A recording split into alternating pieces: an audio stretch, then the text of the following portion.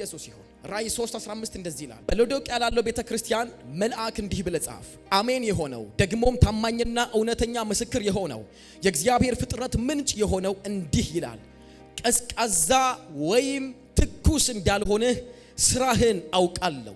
ቀዝቃዛ ወይም ትኩስ ብትሆን በወደድሁ ነበር። እንግዲህ ለብ ያልክ ብቻ እንጂ ትኩስ ወይም ቀዝቃዛ ስላልሆንህ ከአፌ አውጥቼ ልተፋ ነው ይለዋል። አይታችኋል የሎዶቅያን ቸርች እንደሚላት? ቸርቿን እኮ ነው ያቺ ቸርች። የሎዶቅያ ቸርች ወይ ቀዝቃዛ አይደለሽ ወይ ደግሞ ትኩስ አይደለሽ። ከሁለቱ ውጪ አማኝ መሆን አይችልም። ይሄን ማወቅ አለባችሁ። ወይ ቀዝቃዛ ነው ወይ ትኩስ ነው። ወይ የሚነድ ነው ወይ አመድ ነው። ወይ የሚቀጣጠል ነው ወይ ደግሞ የበረደና የጠፋ ነው። ስለዚህ ከሁለቱ ውጪ መሆን አይችልም። ወይ ይሄኛው ነው ወይ ይሄኛው ነው። ይሄን ማሰብ አለባችሁ። አማኝ ከሆነ ቸርች የሚመጣ ከሆነ አገልጋይ የሚፈልግ ከሆነ ደግሞ በክርስቶስ አምኜ ድኛለሁ ብሎ ካለ ወይ ቀዝቃዛ ነው ወይ ደግሞ ትኩስ ነው። ከሁለቱ ውጪ መሆን አትችሉ። ይሄን በደንብ አድርጋችሁ ሁሉ ጊዜ ማሰብ አለባችሁ። ቸርች ሲያያት ኢየሱስ ወይ ቀዝቃዛ አይደለች ወይ ደግሞ በረድ አይደለች፣ ለብ ያለች ሊተፋት ነው። ሊተፋት አንዱን እንኳን አልሆንክም። አንዳንድ ሰዎች አሉ ሊተፉ የደረሱ አይነት ሰዎች ምንም ተጽዕኖ የሌላቸው። ከዛኛው ዛሬ የምንወጣበትና ቦታችንን የምንለይበት ቀን ደርሷል። ሃሌሉያ።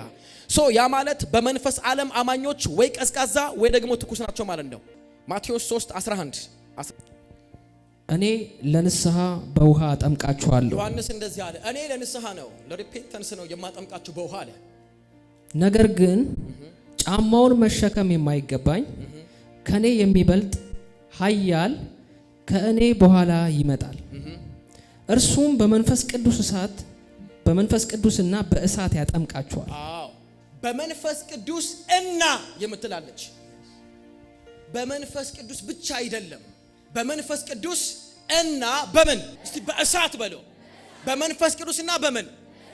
ኢየሱስ እኮ ነው የሚናገረው። በመንፈስ የሚመጣል አለ። የጫማውን ጠፍር እንኳን መሸከም የማይገባኝ የማልችለው አለ። እኔ ለንስሐ በውሃ አጠምቃችኋለሁ። እሱ ሲመጣ ግን አለ በመንፈስ ቅዱስና በእሳት ያጠምቃችኋል። በሚመጣው ዓመት በመንፈስ ቅዱስ ብቻ ሳይሆን በእሳትም ጭምር የሚጠመቁ ሰዎች አሉ። ጮኻችሁ አሜን በሉ። በመንፈስ ቅዱስ ኃይል የሚጠመቁ አሉ። በመንፈስ ቅዱስ እሳት የሚቀጣጠሉ ሰዎች አሉ። መንፈስ ቅዱስ የሚያጠምቃቸው፣ ኢየሱስ የሚያጠምቃቸው የሚነዱ ሰዎች፣ ኃይል የተቀበሉ የዳኑ ብቻ ሳይሆን ኃይለኛ ሰዎች፣ ነገራቸው ነገር የሚቀይር በመንፈስ የሚቀጣጠሉ ሰዎች አሉ። እስቲ ኢየሱስ ያጠምቀኛል በሉ። ኢየሱስ ያጠምቀኛል በሉ። ሃሌሉያ። የሆኑ ሰዎች አሉ ልክ በውሃ እንደሚጠመቅ ሰው እግዚአብሔር በእሳት ታቻር ሰዎች ዘይት ያቀጣጥሉና ዘይቱ ውስጡ እንደዚህ ያለ ቺፕስ ያደርጉታል። ድንቹን ከተውት ይቀይረዋል። እግዚአብሔር ሕይወታችሁን በመንፈስ ቅዱስ እሳት በማጥመቅ ከየትኛውም ነገር ጋር መገላገል ትጀምራላችሁ። እነኚህ አይነት ሰዎች አሉ በመንፈስ ቅዱስ የተቀጣጠሉ ሰዎች። ምንድነው ምልክታቸው? መንፈስ በእናንተ ላይ በኃይል ሲመጣ ሲያጠምቃችሁ፣ መንፈስን ተሸክማችሁ በምንኛው ቦታ ላይ ስትሄዱ ምልክቶች አሉ። ያ ሰው ተሸክሟል አልተሸከመም፣ ድኖ ብቻ ነው የሚኖረው፣ አማኝ ነው፣ ያመልካል፣ አስራት ይሰጣል፣ ቸርች ይመጣል፣ በቃ ከዛ ውጭ ግን የበረደ ክርስቲያን ነው ወይንስ ደግሞ በሄደበት ሁሉ ሲሄድ ልክ እንዴት ነው ሰው በእሳት ቤት ውስጥ እሳት ተነስቶ ወይ ደግሞ ራሱን ለማጥፋት ብሎ እሳት ራዩ ላይ ካነደደ በኋላ ያው ሰው አይደለ? ከዛም በኋላ እርዳታ ሲፈልግ ከቤት ውስጥ ሮጦ ሲወጣ እንዴት ነው በእሳት እየነደደ ስታዩት? የተቀጣጠለ እሳት ላይ የነደደበት ላዩ ላይ እሳት የሚቀጣጠል ግን የሚሮጥ ሰው ብታዩት ዘሴም አይነት በመንፈስ ዓለም አይናችን ቢከፈት በገባንበት ሁሉ እሳት የሚንበገበግባቸው ሰዎች አሉ። ያን መሆን ይፈልግ ሰው አለ እዚህ ውስጥ ኃይል የሚቀበል ለአዲሱ ዓመት በርዶ የማይሄድ ቀዝቅዞ የማይሄድ አጎንብሶ የማይሄድ እሳት የሚነድበት እሳት ይዞ የሚሻገር ሰው። ባጃጅ ላይ ስትወጡ፣ ፎርስ ላይ ስትወጡ፣ ቤታችሁ ስትገቡ፣ መንደራችሁ ስትገቡ አጋንንት እናንተ መጨበጥ እስከማይችል ማንም ሰው ትኩስ ነገር ቢዝ ተቀላችሁ እንዴት እንደሚሆን አይደል? ትኩስ ፍሬሽ ስፒሪት በመንፈስ የሆነ ወገኖች ሰበብ አታምጡ። ህይወቴ ነው፣ ስራዬ ነው፣ ኑሮዬ ነው፣ ቤቴ ነው አትበሉ። ጌታን ነው ዛሬ ነግራችኋለሁ። የሆነ ቅናት ይገባባችኋል። አዲሱን ዓመት ግን አንዱ ከአንዱ ጋራ በመንፈስ ተቀጣጥሎ እንጂ ደክሞ በርዶ ተስፋ ቆርጫለሁ፣ አዝኛለሁ፣ እንደዚህ ሆኛለሁ የማይል እንዲህ የሚሉ ሰዎች ሁሉ በዚህ በሚቀበሉት ሰዓት አማካኝነት ቀና ብለው አይናቸው እሳት፣ እጃቸው እሳት፣ ስትታይ ደሃ ነህ፣ የቤት ኪራይ ብዙ አለብህ፣ ከሰው ተበድረ ሊሆን ይችላል፣ በታክሲ ነው የምትሄደው። በገባችሁበት ግን እሳት ይዛችሁ የምትሄዱ ወንድሞቼ፣ እድሜ አይለይም፣ ጾታ አይለይም፣ የትምህርት ደረጃ አይለይም። ለተገኙለት ሰዎች እግዚአብሔር በመንፈስ ሊያጠምቃቸው ዛሬም ይፈልጋል። ኢየሱስ እንደዚህ አለ፣ እኔ በእሳት አጠምቃቸዋለሁ አለ። አትውጡ አለ፣ ቁጭ በሉ። መንፈስ በእናንተ ላይ ይመጣል፣ ኃይልን ትቀበላላችሁ፣ በልዩ እሳትና ክብር ትቀጣጠላላችሁ። ዛሬ እነኛ ሰዎች ይፈጠራሉ እዚህ ቤት ውስጥ። ጌታን እምላችሁ የሚቀጥለው ዓመት ደክማችሁ አላገኛችሁም። የሆነ ምናምን ስር ተወሽቃችሁ አትገኙም። ቤታችሁ ውስጥ የሆነ ብላችሁ ተጋድማችሁ አትገኙም። እዚህ ጋር ዝም የሚሄድበት እዚህ ጋር ነገር የሚቀመጥበት ዝም ብሎ በቃ ፈዛዛ ሰው አትሆኑም። የትኛውም ኃጢአት የማያሸንፈው፣ ዓለም የማይማርከው፣ ሱስ የማይዘው፣ ጨለማ ላይ የማይሰራበት፣ ቢደገምበት እሳቱ የሚያፈርስበት፣ ቢሟረትበት ነጥሮ የሚመለስ፣ የሚመጣበትን ሁሉ እሳቱ የሚበላበት፣ እግሮቹ እሳት፣ እጆቹ እሳት፣ ልቡ እሳት፣ የሚናገረው እሳት። ስትበርድማ አላይህም በጌታ በኢየሱስ ለማኛ አትሆንም። በየአገልጋዩ እየደወልክማ አትለምንም በኢየሱስ። አንቺም ጸልይልኝ፣ አንተም ጸልይልኝ፣ እንትና ጋር ልሂድ እስቲ እንትና ይሻላል፣ እንትና ጥሩ ነው አትይም ከዚህ በኋላ በኢየሱስ። የአገልጋይ ጸጋ ጥሩ አይደለም እያልኩ አይደለም፣ ግን እነግርሃለሁ ደክመህ ግን የአገልጋይ እጅ ላይ ግን አትወድቅም፣ በፍጹም አትወድቅም። የቀረው ይቀራል እንጂ አትወድቅም። አሊካኒ ማራጂና ፎኖሞስ አዲክለ ዲና ማራሺና ሞስ እንገራችሁ ምልክቱ አንደኛ እሳት የተሸከሙ የመንፈስ ቅዱስን ሆሊ ፋየር ተሸክመው ወክ የሚያረጉ ሰዎች የተቀበሉ ሰዎች የመጀመሪያው ምልክታቸው እንዳለባቸው የሚያሳየው መንፈሳዊ እሳት የተሸከሙ ሰዎች የሚያሳዩት የመጀመሪያው ምልክት ጨለማ እናንተ ባላችሁበት ስፍራ ሁሉ ምቾት ያጣል። የመጀመሪያው ምቾት የሚባል አንኮንፈርተብል ነው የሚሆነው። እናንተ እሳት ይዛችሁ በምትሄዱበት የመንፈስ ቅዱስ ፋየር እናንተ ላይ ያለ ሰዎች በየትም ቦታ ላይ ሆኖ እናንተ በዛ ቦታ ላይ በተቀመጣችሁበት ቦታ ሁሉ ጨለማ ምቾት አይሰማው። በደንብ ከዛ ራሳችሁን ገምግሙ። አሁን 1 3 4 ወይስ ከ5 ልጠራ እችላለሁ። ራሳችሁን ከዛ ቼክ አድርጉ። የትኛው አለብኝ የትኛው የለብኝም? አይ ሁሉም የለብኝም፣ አይ ችግር የለውም። ዛሬም ማስተምራችሁ እንድትቀበሉ ነው። ትጠመቃላችሁ። ጌታ ልሳን የማይናገር ሰው እጅ አውጣ አልልህም፣ በልሳን ግን ትሞላለህ። የሆነ ክብርማ ይመጣባቸዋል። አረ ተራማናችሁ አትሞቱ። አረ ኖረንማ አንሞትም። ዝም ብዬማ 10 ምናምን ዓመት አላስቆጥርም በክርስትና። ጌታን እንምላችሁ የሆነ ነገር ለውጥ ያመጣል። ልክ መስከረም 1 ስትገቡ እልልል ብላችሁ የሆነ ነገር አይነፋም። የሆነ ነገር ሽፍት ነው የምታረጉት። ከሆነ ነገር ወደ ሆነ ነገር የምትገቡት። አንላቀቅም በቀላሉማ። ሃሌሉያ። መንፈሳዊ እሳት ባለበት ቦታ ሁሉ ጨለማ ማፈግፈግ ነው የሚጀምረው። እናንተ ባላችሁበት ስፍራ እሳት ተሸክማችሁ እዚህም ስትገቡ ጨለማ ያፈገፍጋል፣ እዛም ስትገቡ ጨለማ ይወጣል። በደንብ ስሙኝ። የእሳቱ ጭማሬው ግን ይለየዋል። እዚህም ብትገቡ ትምህርት ቤት ብትሄዱም ጨለማ ያለባቸው ሰዎች ለቀው ይወጣሉ። መናፍስቶች አካባቢውን ለቀው ይወጣሉ። ኢንቫይሮመንቱ ሁሉ መለወጥ ይጀምራል። በገባችሁበት ሁሉ የነበረው የኃጢአት አትሞስፌር ሁሉ ይለቅና የሆሊነስ አትሞስፌር በእናንተ አካባቢ ይሆናል። እሳቱ ታውቃላችሁ ስራው ማጥራት ነው። እሳት ያጠራል። ወርቅን ወርቅ የሚያደርገው ምንድነው? እሳት ነው። ስለዚህ እሳት ይቀድሳል። አካባቢውን ሁሉ ነው የሚቀድሰው። መውጣት ያለበትን ያስወጣል። የሆነ ንጉስ በዛ ጋር ፕሬዘንሱ ሊያልፍ ነው። ንጉስ ሊገኝ ነው እዛ ቦታ ላይ። አያችሁ በእናንተ ላይ የተሸከማችሁት ያ የተቀደሰው እሳት የሆነው ብርሃን የሆነው የተሸከማችሁት ንጉስ በገባችሁበት ሁሉ አካባቢውን ያጠራዋል። መጥራት ይጀምራል። መቀየር ይጀምራል። የቤታችሁ አትሞስፌር በሚቀጥለው ዓመት መቀየር ይጀምራል። አጠቅሱ ሰው ሳትመክሩ ደግሞ መጣችሁ ሳትባሉ ምንም ሳታረጉ በመገኘታችሁ ብቻ አትሞስፌር፣ ከባቢ አየር፣ ኢንቫይሮመንት ይቀየራል። የሆነ ቤት ብትገቡ፣ ሀዘን ቤት ብትገቡ፣ ካፌ ብትገቡ፣ ቸርች ብትመጡ፣ የሆነ ግሩፕ መካከል ብትመጡ ነገሮች ይቀየራሉ። ያ ማለት እናንተ ላይ ከባድ የሆነ የተሸከማችሁት እሳት እንዳለ ማሳያ ነው። ያን ካልሆነ ግን ስትመጡ እናንተ ስትቀላቀሏቸው የነበረውን ያንን አይነት ዓለማዊ ቋንቋ ያወሩ አንጎድሊ ፒፕል ሊሆኑ ይችላሉ። ጌታን የማያውቁ ጌታን የሚያውቁ ሊሆኑ ይችላሉ። በዛው ከቀጠሉ ከተቀላቀላቸዋቸው ምንም ካልመሰላቸው እመኑኝ እናንተ ላይ ምንም አይነት የሚገለጥም የሆነ የተሸከማችሁት እሳት የለም ማለት ነው። ሰዎች ግን አካባቢውን ከለቀቁ ወይ ዝም ካሉ እዛ ሰዓት እመኑኝ እግዚአብሔር እናንተ ላይ ኃይለኛ እሳት አምጥቷል ማለት ነው።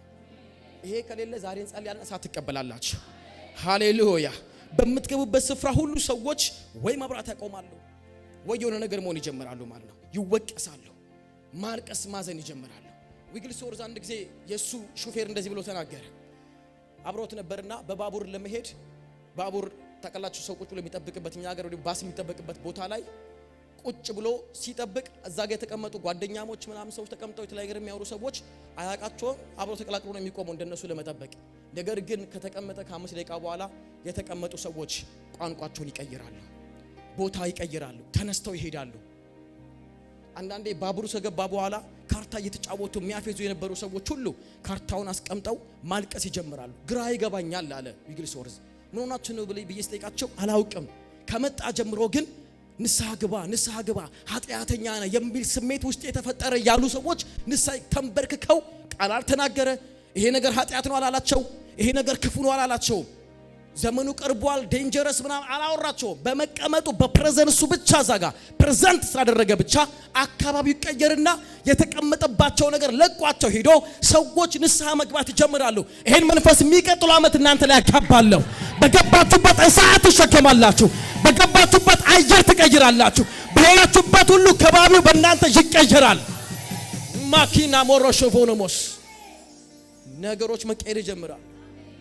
አንዳንድ እግዚአብሔር ሰዎች አንዳንድ አካባቢ ሲገቡ እዛ አካባቢ መብራቶች እንኳን እስኪጠፉ ፕሬዘንሳቸው ከባድ ነው። መጠጥ የሚጠጡ ሰዎች መጠጡ ያስጠላቸዋል። ሐሽሽና የመሳሰል ነገር የሚወስዱ ሰዎች ሁሉ ወዲያውኑ አቋርጠው ንስሐ ይገባሉ።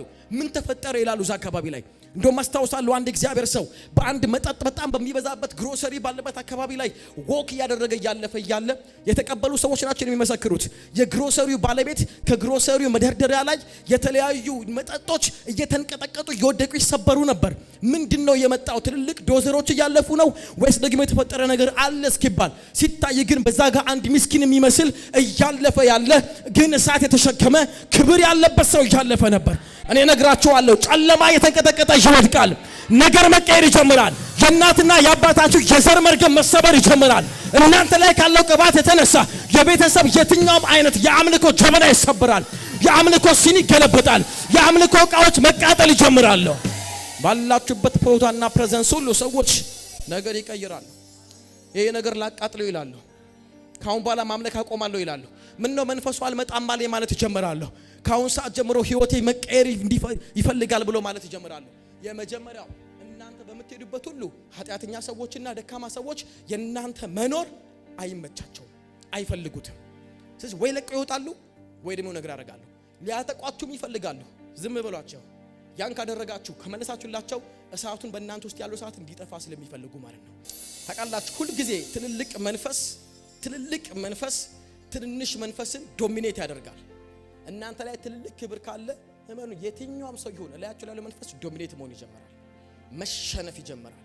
መገዛት ከግራችሁ በታች መውደቅ ይጀምራል። አንዱ ምልክት ይሄ ነው።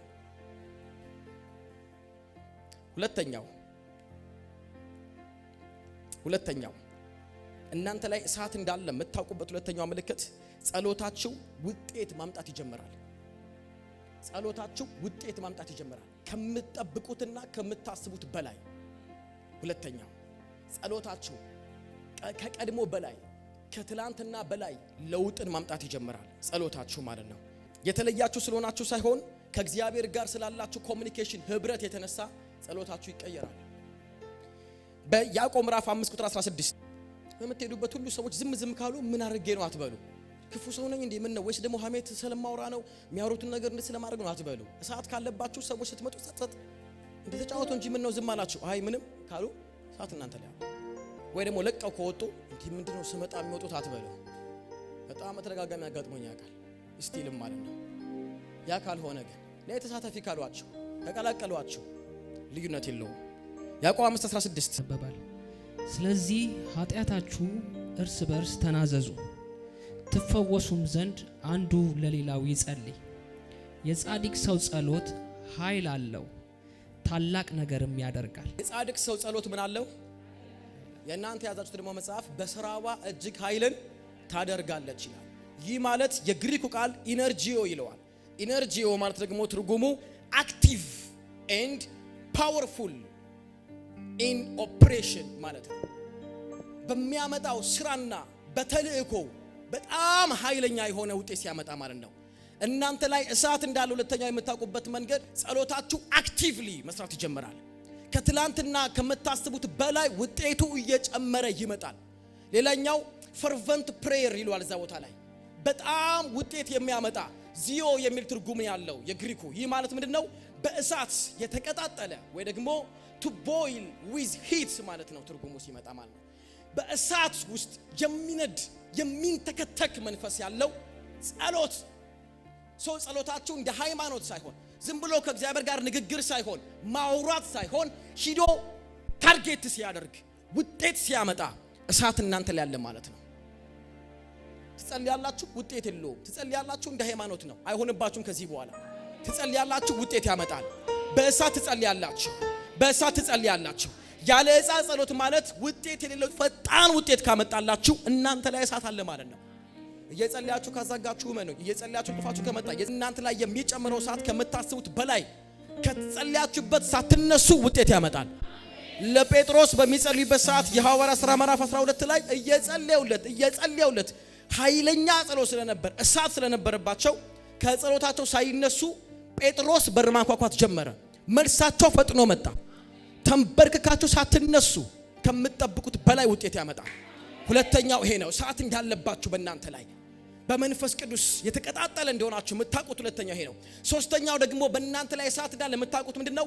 ከጠላት ጥቃት በታች መሆን ትጀምራላችሁ። ከጠላት ጥቃት በታች መሆን ትጀምራላችሁ። ምናልባት ይሄ ወርድ ኔጌቲቭ ሊመስል ይችላል፣ ግን አይደለም። ከጠላት ጥቃት በታች መሆን አንደር አታኪንግ ትሆናላችሁ። ሁሌ አታክ ትደረጋላችሁ፣ ትጠቃላችሁ። እናንተ ላይ እሳት ካለ ክብር ለኢየሱስ ይሁን። ጠላት የሚዋጋው ተራ ጴንጤን አይደለም። ጠላት ፋይት የሚያደርገው የዳኑትን ብቻ አይደለም። ነገር ግን የሚፈራቸውን፣ የሚሰጋባቸውን፣ እሳት ያለባቸውን የሱን ስራ የሚያፈርሱትን እየተከታተሉ ምሽጉን የሚደረምሱትን ሰዎች ሰይጣን ይፈራቸዋል። ሰይጣን ሁሉ ጊዜ አታክ የሚያደርገው ያገኘውን ሁሉ ጴንጤ ሳይሆን በእሳት ውስጥ ያሉትን ጴንጤ ነው። ከሩቅ ይፈራቸዋል። ለምን ካላችሁ እነሱ ናቸው ስራውን የሚያፈርሱት። የእሱ ስጋቶች እነሱ ናቸው። ሌሊት ይነሳሉ፣ ለጨለማው ዓለም ድንጋጤ ይሆናሉ፣ ግራ መጋባት ይሆናሉ። ጸሎታቸው ስለሚያስፈራው ሊሰራ ያለውን ስለሚያፈርሱበት እሳት ስላለባቸው ሰዎችን ከጨለማ ስለሚናጠቁ በገቡበት ሁሉ ሰዎች ንስሐ ስለሚገቡ ከክፉ ስራቸው ስለሚመለሱ ስለሚፈራቸው አታክ ያደርጋቸዋል ሁሉ ጊዜ። ልክ እኔንና አችን ቸርች አታክ እንደሚያደርግ የዲያብሎስን ስራ የሚያፈርሱ ምሽጉን የሚገለብጡ ቸርቾች ከሆኑ ፋይት ያደርጋቸዋል። ሁሉንም ቸርች ሰይጣን ፋይት ያደርግም። አስባችሁታል? የሎዶቅያን ቸርች ፋይት ሲያደርግ እንዴት ብሎ የሎዶቅያ ቸርች ወይ በራዳ አልሆነች ወይ ደግሞ ትኩስ አልሆነች። ልተፋሽ ነው እነሆ በደጅ ቆሜ አንኳኳለሁ እያለ ኢየሱስ ደጅ ወጥቶ ስሟ ግን ቸርች ነው። የሎዶቅያ ቤተክርስቲያን ተብላለች። ታንዴ ብሎ ፋይት የሚያደርጋት አንዳንድ ቸርቾችን ፋይት የሚያደርግ እንዳይመስላችሁ አያደርግም። የትኛውንም አማኝ ፋይት አያደርግም። እሳቱ ከናንተ ላይ ከሆነ ክብር ከተሸከማችሁ በገባችሁበት ሁሉ የዲያብሎስ ስራ ስለሚፈርስ፣ ለዚህ ነው እኮ ድግምት ስለሚፈርስ፣ እዚህ ሰዎች ነፃ ስለሚወጡ፣ ክብር ስለሚገለጥ ቸርቿን ፋይት ያደርጋል። እግዚአብሔርን ባሪያ ፋይት ያደርጋል። እንዲህ አይነት አማኞች በሚንበረከኩበት ሁሉ የዲያብሎስን ስራ የሚያፈርሱ አማኞች በዲያብሎስ አታክ ይደረጋሉ። ሪሌሽንሺፓቸው አታክ ይደረጋል። ጤናቸው አታክ ይደረጋል። ትዳራቸው ፋይት ይደረጋል። አገልግሎታቸው ፋይት ይደረጋል። ሄሎ በደንብ ስሙኝ። ዛሬ ከዛ በላይ የምትሆንበት እሳት ይመጣባቸዋል። እንዳሰጉ ፋይት ከበዛባቸው ትዝ ይላችኋል። የሶሪያ ንጉስ የእስራኤልን ንጉስ ሊገለው ምሽግ መሽጎ ቀጠሮ ሰኞ በከሰዓት በ10 ሰዓት ላይ እዚህ ቦታ እንጠብቀዋለን፣ ንጉሱ በዚህ ያልፋል እንገለዋለን ብለው ፕሮግራም አውጥተው ማንንም አያውቅም። ይሄን የሚያውቀው የሶሪያ ንጉስና አብሮት ያሉ ጥቂት ወታደሮች ናቸው። የእስራኤል ንጉስ በዛ በኩል ሲያልፍ ሊገሉ ጠብቀው። ይሄን እስራኤልም ንጉስ አያውቅም፣ እስራኤልም አያውቁም፣ ማንንም አያውቅም። ነገር ግን በቤቱ ተቀምጦ አንድ ግን ነብይ አለ፣ ስሙ ኤልሳ የተባለ የኤልያስ እሳት በእጥፍ የወረደበት ሰው አለ። እቤቱ ተቀምጦ በዚህ ዘመን ቢሆን ያው ተቃላችሁ ስልክ ነው የሚደወለው። ያኔ ግን ባሪያ ልኮ ነገ 10 ሰዓት ላይ በእንዲህ አይነት መንገድ ልታልፍ እንደሆነ ነገስታቶች ያውቃሉ፣ ሊገሉ ነው፣ እንዳታልፍ ሞት ተዘጋጅቶልሃል ብሎ ከነገረው በኋላ ንጉሱ እውነት መሆኑን ቼክ ለማድረግ ባሪያ ሲልክ እውነትም መሽጎ የተቀመጠ ሊገለው የተዘጋጀ ሰራዊት እንደነበረ አንዴም ሁለቴም ሶስቴም አየ። ከአንዴም ከሁለት ከሶስቴም በላይ ከሞት አመለጠ። ያኔ እንደዚህ ያለ የሶሪያ ንጉስ ከኛ መካከል ከእስራኤል ንጉስ ጋር የተወዳጀ ሰው አለ ወይ አለ። ምን ነው ሲሉት ይሄው ከአንዴም ሁለቴ ሶስቴ የእስራኤልን ንጉስ ከመግደል አስመልጦናል ብሎ ሲል አንዱ ከመካከላቸው እንደዛ አይደለም አለ እና ሲለው አንድ ነብይ ያለ ኤልሳ የሚባል በቤቱ ተቀምጦ በልፍኙ ሆኖ እግዚአብሔር አምላክ የሚገልጥለት እሳት የተሸከመ ያንተን ስራ የሚገልጥና ሰው የሚያስመልጥ ሰው የሚያድን ሰው አለ። ሲታይ ደካማ ነው፣ ሲታይ ምስኪን ነው። ነገር ግን ቤቱ ተቀምጦ እግዚአብሔር ገልጦለት እሳት ተሸክሞ ስራን የሚያፈርሳል አሉት። ነው አው እንግዲህ አውስ አለ አሁን የእስራኤልን ንጉስ መግደል አቁሙ አለ። ተውት አለ እና ሲባል ፊታቸውን ከእስራኤል ንጉስ ወደ እግዚአብሔር ነብይ ወደ ኤልሳ ዞሩ። ሂዱ ቤቱ አለ። ሂዱ የት ነው ሲባል እንዲህ አይነት ቦታ ነው ያለው። ሂዱና ክበቡትና ያዙልኝ አለ። ለምን ሲባል ስራዬን እያፈረሰ ነው አለ። ምን ነው ምን አረገ? ስራዬን እያፈረሰ ነው። ስራ ማፍረስ የነበረበት ንጉስ ወይስ ነብይ? እንደ ህጉ ከሆነ ንጉስ ነው እኮ የተቀመጠው። ለዚህ ነው ወታደር አለው፣ መሳሪያ አለው። ንጉስ እንኳን ያላየውን የሚያይ በቤቱ የተቀመጠ ሰው ነው። የዛን ሰዓት በጠዋት ሲነሳ ጊያዝ እንደምታውቁት ቤቱ እንዳለ በሶሪያ ሰራዊት ተከቧል። አያችሁ፣ የጠላትን ስራ የምታፈርሱበት ምሽጉን የምትገለብጡ ሰዎችን በጸሎታችሁና በእሳታችሁ የምትታደጉ ከሆነ ሁሉ ጊዜ አታክ ትደረጋላችሁ። ቤታችሁ የሚከበበው በእግዚአብሔር ብቻ አይደለም፣ ጠላትን መጥቶ ይከበዋል። ግን እመኑኝ ከከበባችሁ በላይ የከበባችሁ ምህረት ይበልጣል። እሳቱ በእናንተ ላይ ይጨምራል። ዛሱ አይፋይት የምትደረጉት ሰይጣን ያገኝን ሁሉ ተጠቅሞ ስራውን ካፈረሳችሁበት እሳት ካለ በጠላት አታክ ትደረጋላችሁ። ይሄ ነው አንዱ ኖርማል የምትወጣ ከሆነ እሳት ከሌለበት ጠላት ምንም ባንተ ጊዜ አያባክንም።